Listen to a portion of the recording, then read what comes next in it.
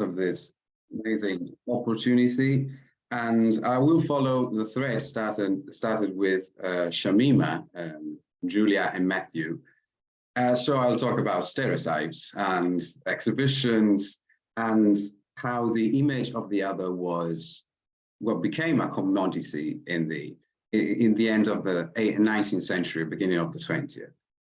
So, for centuries, Bel Paese has been the most used appellative to identify Italy. The expression can be translated in English as beautiful country and can be dated back to the 14th century when Dante Alighieri and Francesco Petrarca, respectively, identified Italy as the Bel Paese là dove il Sissona and il Bel Paese qu'appennin parte il mar circonda l'Alpe. The appellative Bel Paese encapsulated three main aspects for which Italy has been praised for centuries. In particular, between the 18th and early 20th century, the Italian mild weather, the natural landscape, the food, and the opportunity to come across with or even stumble in Italian heritage, its landscape, its history and culture, almost at every corner, were the main reasons for foreign travelers to choose Italy as the main destination for their grand tours. These aspects have gradually created a specific idea of Italy, which, as a kind of two-sided coin, has turned up to be both flattering and stereotypical.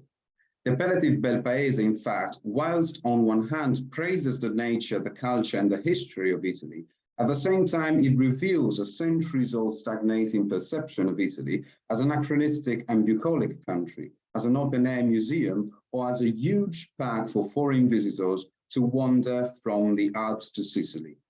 Historic cities, as well, were usually perceived as fairgrounds, as places that are stuck in the past. The relationship between the stereotypical view of Italy and the exhibition practice at the fin-de-siècle in Great Britain is the core of my discussion. This essay will investigate the kind and the extent of the perception Great Britain had of Italy at the turn of the 20th century, bearing in mind the political and economic relationship between the two countries, and of course, Tony Bennett's term exhibitionary complex, namely the system of museums, national, international exhibitions and amusements that Western European nations employed to culturally shape culture and population, therefore people's mentality, as well as to show power, therefore fueling nationalism and imperialism through a distorted view of other nations and populations in the age of colonialism.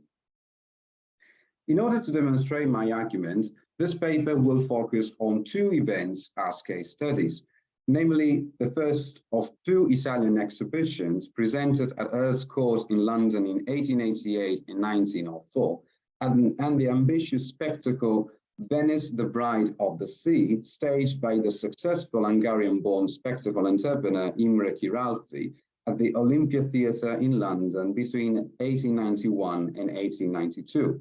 Whilst the original aim of the two Italian exhibitions was to be a major commercial showcases of the state-of-the-art of Italian technology, manufacture, industry, and culture to be offered on view to British and international audiences, Királfy's Venice, the Bride of the Seas, on the other hand, aimed to be a colossal, quote, exact copy true to scale, and quote, reproduction of Venice filled with gondolas, palazzi, actors in Renaissance-like costumes, all surrounded by canals and even a huge artificial lake, all staged for the amusement of the 5 million people that visited it.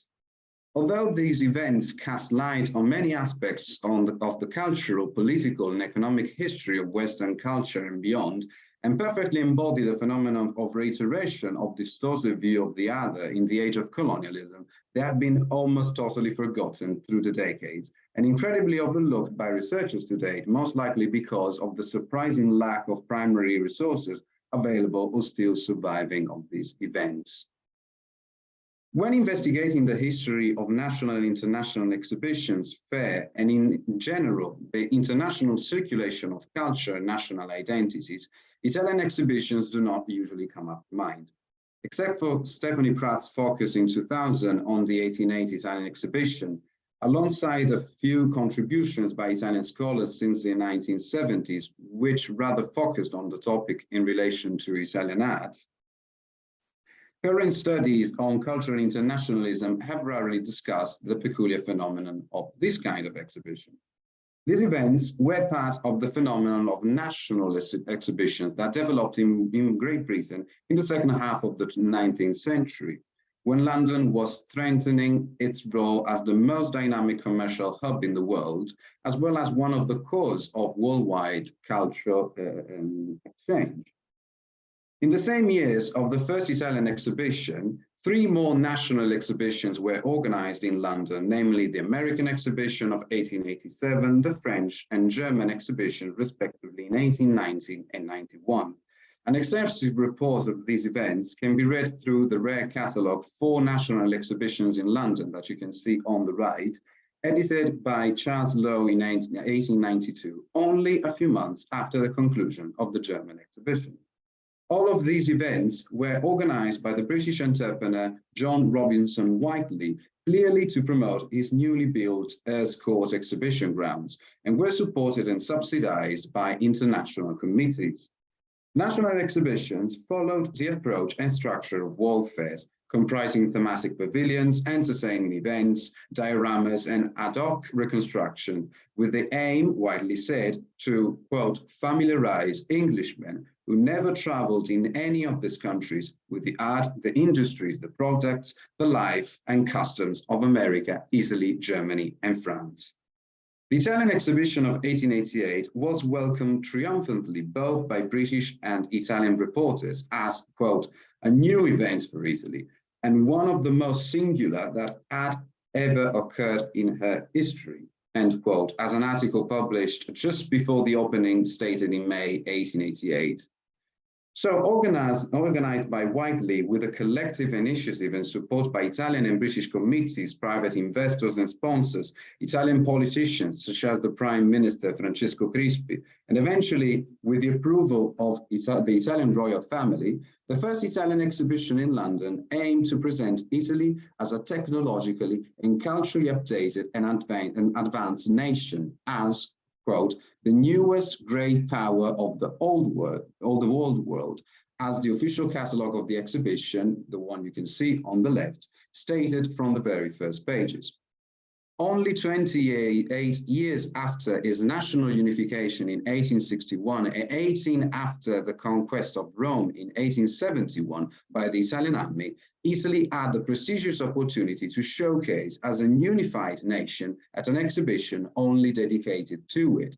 Quote, no more advantageous method of exhibiting could be devised for any country, and particularly for Italy. End of quote. The same above mentioned reporter continues, quote, than that of exhibiting alone, freed from the immediate rivalry of other countries, which may be more advanced industrially and may possess a better established reputation, end quote.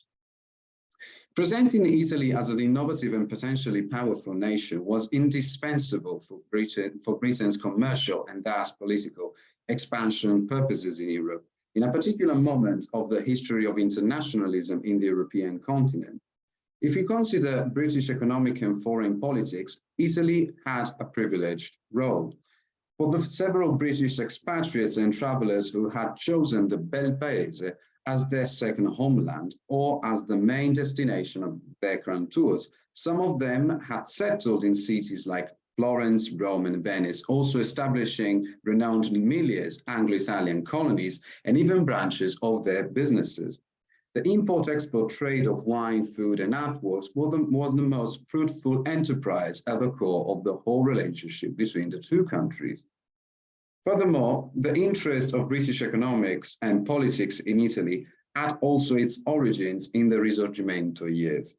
The extent of the interference of Britain in the international Risorgimento is well known. For instance, the presence of 2 British ships at the port of Marsala at the very moment of the arrival by sea of Garibaldi's 1,000 men in Sicily in May 1860, one of the core events of the whole Risorgimento, alongside the red carpet treatment that Great Britain gave to Italian patriots Giuseppe Mazzini and Garibaldi too, are telling examples of the interest Britain had in Italy.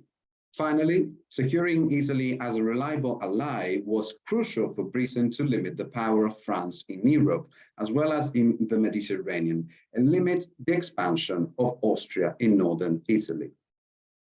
Given these premises, the high-sounding celebration of Italy as, quote, one of the great powers of Europe, end quote, immediately sounds extremely patronizing and deceiving. Italy, says the catalogue, although had played, quote, a more important part in the history of the world than any other nation or of either ancient or modern times, and although after a varied and checkered career, it now ranks as one of the great powers of Europe, it nevertheless is too many, even usually well-informed people, like a sealed book, end quote. Here, it is possible to read between the lines that thanks and only thanks to Britain, Italy could become and be seen as a powerful nation. And the opportunity for Italy to be dedicated an entire one national exhibition, another reporter wrote, quote, in the center of the most flourishing and wealthy European state, in other words, Britain itself, was of incalculable advantage for Italy to develop relations with England, since England, which was the first country to proclaim and which so staunchly maintains free trade principles, is also the readiest to adopt all useful or ornamental products, end quote. In the very moment when Italy was still figuring out its political and economic role in Europe, after its national unification, Britain aimed to secure the most fruitful commercial and political interchange with the young nation. And Italian politicians and investors saw a prestigious opportunity for Italy to be at the same level of the most powerful European countries.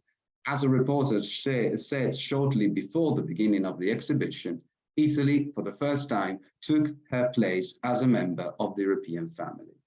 But was it all true? How did Britain showcase Italy? And did Britain succeed in showing Italy as a technological and culturally flourishing country to a foreign audience? Regarding the display, the exhibition followed the footsteps of gigantic warfares. According to the official catalogue, a total of 1,743 exhibitors took part in the event, with 1,083 exhibitors in the industrial sections. Each pavilion of the exhibition was dedicated to a class of products. The first, second, and third classes were dedicated to farming and agriculture products, with a stronger focus on wine, of course. The fourth to the seventh classes comprised of minerals and metallurgy products, mechanical and electrical engineering, chemical and textile products. The 8th to the 14th classes focused on design, furniture, and artistic industries and education. The 15th and final section was the most ambitious enterprise of the whole exhibition. It was dedicated to fine art, showing the largest and most comprehensive collection of Italian art ever assembled outside Italy to that date, with a total number of 660 exhibitors. The product of the Italian food industry, art and manufacturing were extensively advertised in the official catalogue and in newspapers, with a clear purpose to attract as many investors as possible. However, the majority of the 1,700,000 people that visited the Italian exhibition between May and October turned out to prefer the amusement that widely built next to the exhibition in order to give, according to his own mentality, an idea of Italy. However, these amusements overshadowed the main purposes of the exhibition and ended up fueling the stereotypical view of Italy as the bel paese. The history of reiteration of distorted view through the exhibition practice at the fin-de-siècle cannot overlook the fashion of spectacles and dioramas that occurred in the Western world at the turn of the 20th century. It is well known how frequently international warfares relied on ethnographic exhibitions and dioramas, as we have discussed this morning. Hosted in the gardens of the Hearst Court Centre, the attraction widely created for the Italian exhibition consisted of a Tuscan farm with actors in peasant-like costumes, the hunting tent of the late King Vittorio Emanuele, dioramas of Venetian lace makers, and the reproduction of the Bay of Naples. The most ambitious and gigantic amusements were the reproduction of the gardens of Villa Borghese in Rome, the Blue Grotto or Grotta Azzurra of Capri, and more impressively, one-to-one scale reproductions of the Colosseum with frequent dioramas of gladiators fight schedules every day, and a Roman Foro with actors in ancient Roman-like costumes. According to Whiteley Project, visitors, in most part members of the London wealthy classes, could grasp a comprehensive idea of Italy through the pavilions and amusement at the Italian exhibition, even without the need to cross the channel. However, most of the visitors spent their time wandering among the Italian amusements rather than exploring the industrial, manufacturing, and fine art pavilions, therefore missing the chance to acknowledge the innovations and the new power, as widely advertised it, of Italy. Again, people preferred to experience Italy according to their stereotypical view that British colonialism kept fueling. Across the 1870s and early 1900s, Europe and the United States experienced the huge success of the Hungarian-born Királfy brothers' gigantic spectacles. Rich in theatre and musical performances, pantomimes, one-to-one scale reproductions of famous buildings, and filled with actors and performers in costume, Királfy brothers' productions became very influential events in the history of entertainment, and their spectacles would be imitated for decades. They had their large-scale success in 1873 with the highly successful spectacle Black Crook and Around the World in 1882. After embarking on two separate careers, the two brothers kept staging successful spectacles around the world. Imre Királfy dominated the outdoor spectacle business in London and Paris. And one of his most successful and ambitious spectacles was Venice, the Bride of the Sea, which Királfy staged at the Olympia Theatre between 1891 and 1892. His chef d'oeuvre, as Királfy himself called it in the catalogue of the event, one of the few documents still surviving of it. Királfy says at the beginning of the catalogue, quote, "It has always been my ambition to present to the public a spectacle which should have for its foundation some stirring incident in the remarkable history of what was once the center of European commerce and civilization, combined with realistic reproduction on a somehow reduced scale of the city itself.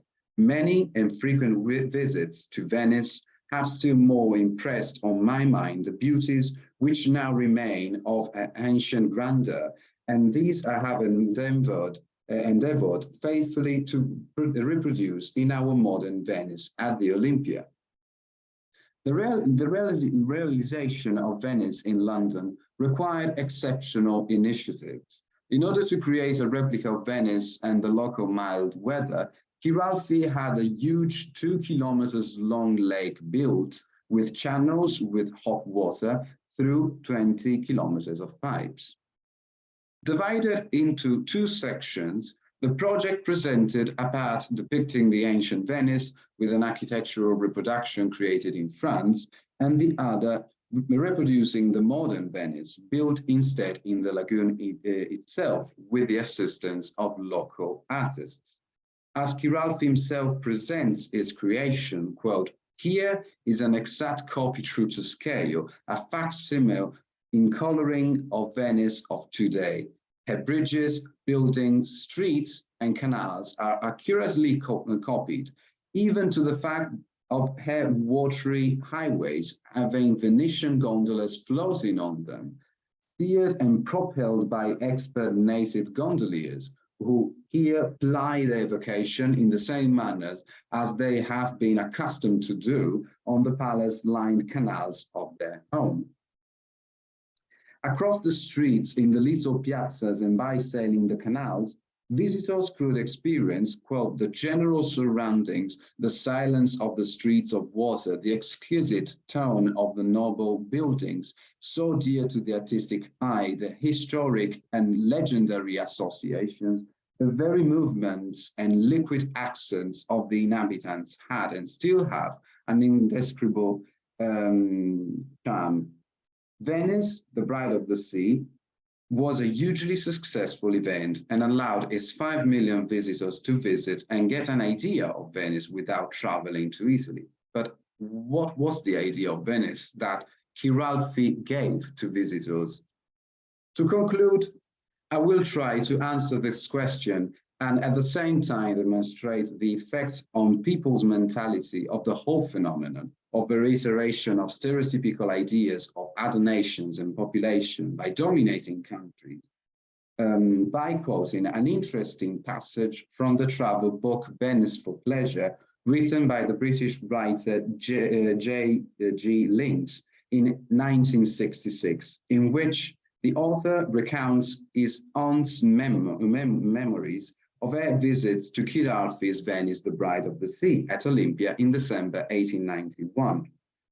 Lynch recalls his aunt's disappointment when she went to the real Venice in Italy for her honeymoon in February 1892, after seeing the fake Venice at the Olympia Theatre. Quote, at Venice in London, there were thousands of lights and dazzling splendor, battalions of graceful and refined dancers, and lovely Italian music written especially.